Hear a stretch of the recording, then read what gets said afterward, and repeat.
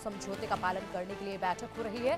पुंछ जिले के चक्कंदाबाग में ये बैठक चल रही है। करीब 4 साल बाद हो रही है ये फ्लैग मीटिंग बैठक। भारतीय सेना पाकिस्तान को कड़ी चेतावनी देगी। एलओसी पर सीज फायर उल्लंघन पर यह चेतावनी दी जाएगी। एलओसी पर सीज फायर का उल्लंघन पिछले 1 हफ्ते तक लगातार देखा गया और ऐसे में भारी गोलीबारी जो है वो पाकिस्तान की तरफ से देखी गई, जिसका विरोध किया गया। हालांकि मुंहतोड़ जवाब जो है मौके पर दिया गया, लेकिन अब कड़ी चेतावनी इस बैठक में जरूर पाकिस्तान को भारतीय की तरफ से दी जाएगी और ऐसे में बात रखी जाएगी या तो सीज फायर का उल्लंघन करना बंद करें और अपनी हरकतों से बाज आ जाए, नहीं तो फिर इसका अंजाम भुगतना पड़ेगा और इसका अंजाम बहुत बुरा भुगतना पड़ेगा। और काफी लंबे अरसे के बाद ये बैठक हो रही है। बहुत महत्वपूर्ण ये बैठक है। भारत और पाकिस्तान सेना के बीच में फ्लैग मीटिंग शुरू हो चुकी है। करीब 4 साल के बाद ये बैठक हो रही है और अपने आप में ये बैठक बेहद महत्वपूर्ण है, क्योंकि सीमा पर जिस तरीके से लगातार विवाद देखा जाता है, जिस तरीके से लगातार तनाव देखा जाता है, उसके मद्देनजर ये बैठक बेहद महत्वपूर्ण हो जाती है। क्योंकि सुरक्षा को लेकर, सीमा विवाद को लेकर, सीमा पर चल रहे तनाव को लेकर, आपसी समझौते को लेकर बैठक ये हो रही है। और ऐसे में ये तस्वीरें आप देख रहे हैं फ्लैग मीटिंग के लिए जाते वक्त की, ये तस्वीरें जब पूरा ये अमला निकला फ्लैग मीटिंग के लिए।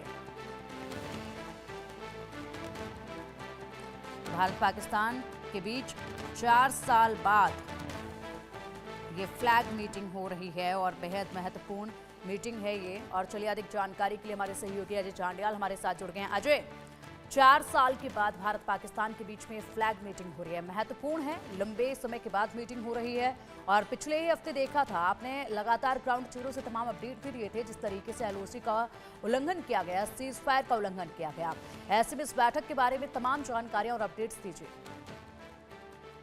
देखिए पिंकी, एक चीज बड़ी साफ है कि भारत किसी भी चीज के लिए एक हद तक जो है वो पाकिस्तान को जो है अपनी सपोर्ट दे सकता है या पाकिस्तान के साथ बर्दाश्त कर सकता है। जब लगातार आप कोशिश करेंगे कि लाइन ऑफ कंट्रोल के पार से आतंकियों को भेजें, जवानों को निशाना बनाएं और उसके बाद भी भारत कुछ ना कहे, ऐसा नहीं हो सकता। इसीलिए पिछले कुछ दिनों में जो फायरिंग हुई थी, सीज फायर वायलेशन पाकिस्तान ने किए, उसका जब जवाबी कार्रवाई की तो पाकिस्तान को उसका एहसास हुआ कि भारत क्या कर सकता है, तो उसमें पाकिस्तान को काफी नुकसान उठाना पड़ा। अब उसी के चलते पाकिस्तान की तरफ से जो है ये आग्रह किया गया था कि एक फ्लैग मीटिंग जो है वो हो और उस फ्लैग मीटिंग में कहीं ना कहीं इस चीज को लेकर डिस्कशन होगी कि आखिरकार जो सरहद पर पाकिस्तान फायरिंग करता है वो क्यों करता है। युद्ध विराम को बनाए रखना दोनों ही देशों के लिए जरूरी है। अगर नहीं बनाएंगे तो उसका खामियाजा भुगतना पड़ेगा। पाकिस्तान की तरफ से लगातार युद्ध विराम का उल्लंघन किया गया, लगातार भारतीय चौकियों पर फायरिंग की गई, पेट्रोलिंग कर रहे जवानों को आईडी के जरिए, फायरिंग के जरिए निशाना बनाया गया। ये भारत बर्दाश्त नहीं कर सकता था और इसीलिए जवाबी कार्रवाई की हुई। अभी कुछ समय पहले ये फ्लैग मीटिंग जो भारतीय सेना के अधिकारी हैं और पाकिस्तानी सेना के अधिकारियों के बीच चकंदाबाग का जो फॉरवर्ड इलाका है वहां पर शुरू हो चुकी है। और पुंछ डिस्ट्रिक्ट में ये जो बैठक हो रही है 4 सालों के बाद, ये इसलिए अहम हो जाती है कि पाकिस्तान को इसमें साफ चेता दिया जाएगा कि पाकिस्तान इस चीज को समझे कि ये सीज फायर वायलेशन अगर करेगा तो उसका रिटेलिएशन जो है वो भारत करेगा और उसके एवज में पाकिस्तान को नुकसान उठाना पड़ सकता है।